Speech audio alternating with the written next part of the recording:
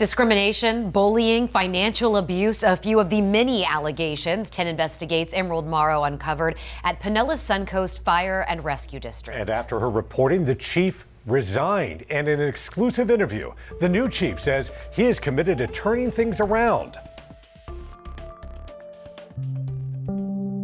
Steps from the tranquility of Indian Rocks Beach. In the Pinellas Suncoast Fire and Rescue District, there were tales of turmoil. Managerial abuse, intimidation tactics, and the safety of employees and the public. It was September 2024. 10 Investigates got a tip that the department was out of control.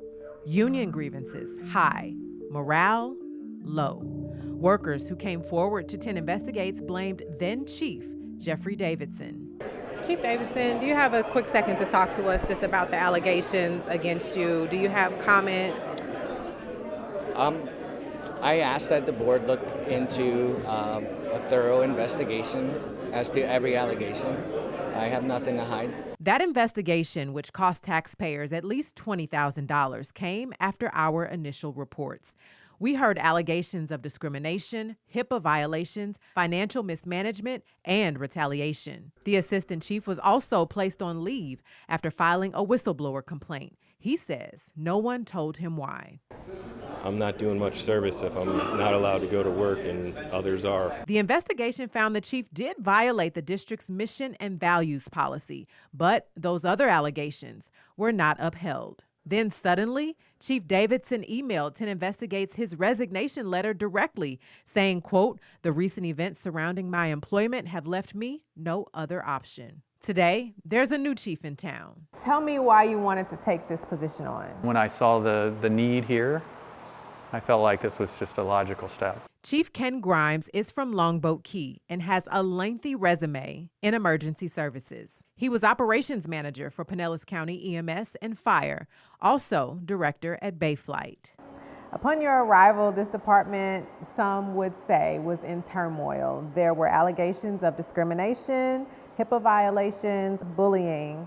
How are you addressing any of these concerns? I obviously, like many from afar, saw that there were challenges here at this department. If you have turmoil, grievances, it's indication of a different problem. Prior to Chief Grimes' arrival, the local union had a long list of grievances that union leaders say went weeks without a response. We've been able to dismiss the union's grievances because it's a give and take. Union President Greg Hott told 10 Investigates in a statement that, quote, "We as a union are excited to move forward and continue down this path of fair treatment and a positive work environment." People need to know that they're appreciated. When people love their job, it's not even about money.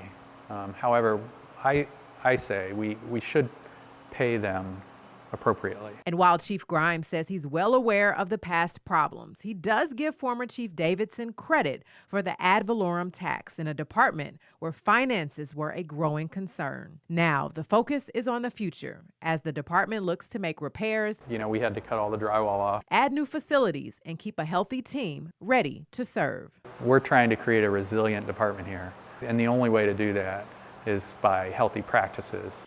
And as for that assistant chief we mentioned who was put on leave, he's since been reinstated. Emerald Morrow, 10 Investigates.